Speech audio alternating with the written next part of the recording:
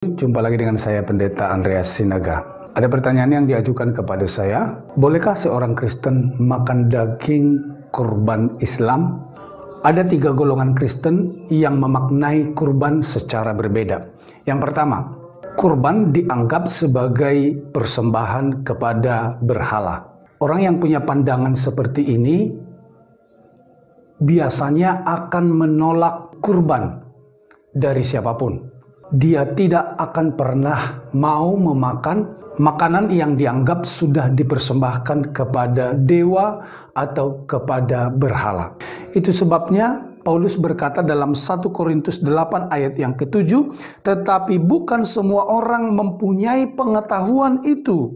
Ada orang yang masih terus terikat pada berhala-berhala.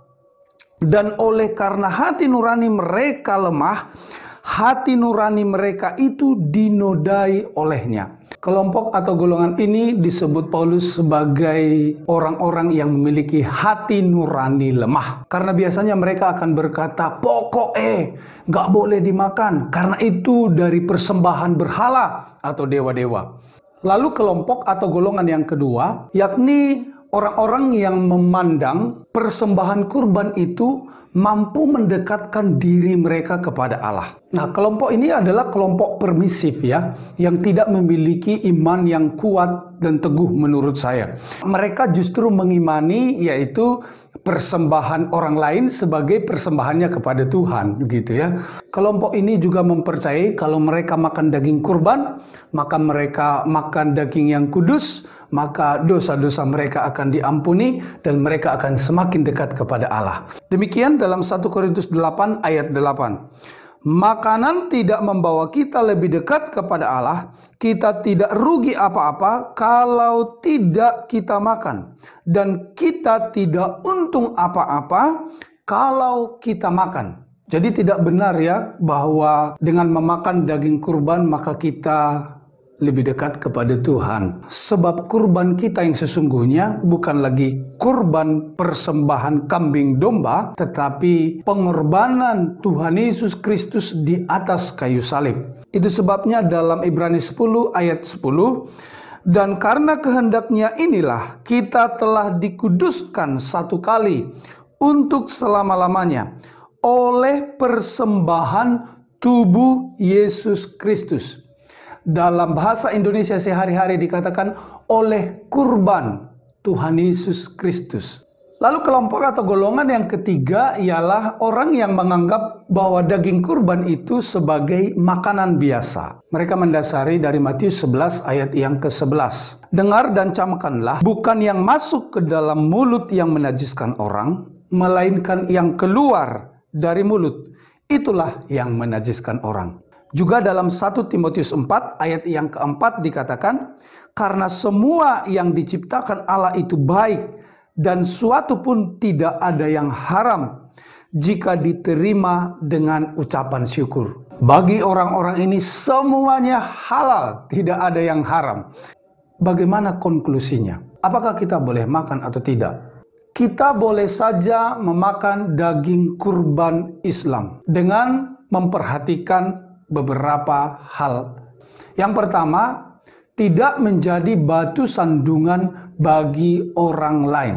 Kalau ada orang yang hati nuraninya lemah, seperti yang dikatakan Paulus tadi, di antara kamu, atau orang yang tidak setuju kita makan daging kurban Islam, maka saudaraku, janganlah engkau makan di depan mereka. Sebagaimana Paulus juga menguraikannya dalam 1 Korintus 10 ayat yang ke-28.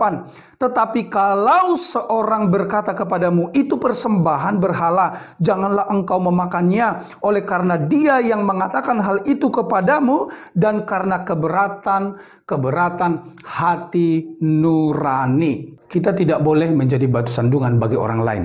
Ya paling tidak, kalaupun kita merasa bahwa kita boleh memakan daging kurban Islam, maka janganlah kita makan di depan mereka. Di ayat yang ke-33 dikatakan, sama seperti aku juga berusaha menyenangkan hati semua orang dalam segala hal, bukan untuk kepentingan diriku, tetapi untuk kepentingan orang banyak, supaya mereka beroleh selamat.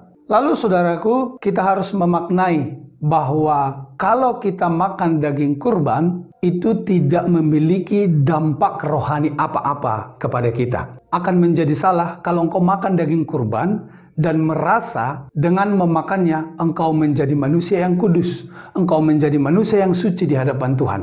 Tidak, yang menguduskan, yang menyucikan kita bukan makanan, melainkan pengorbanan Tuhan Yesus Kristus di atas kayu salib. Ibrani 10 ayat 10.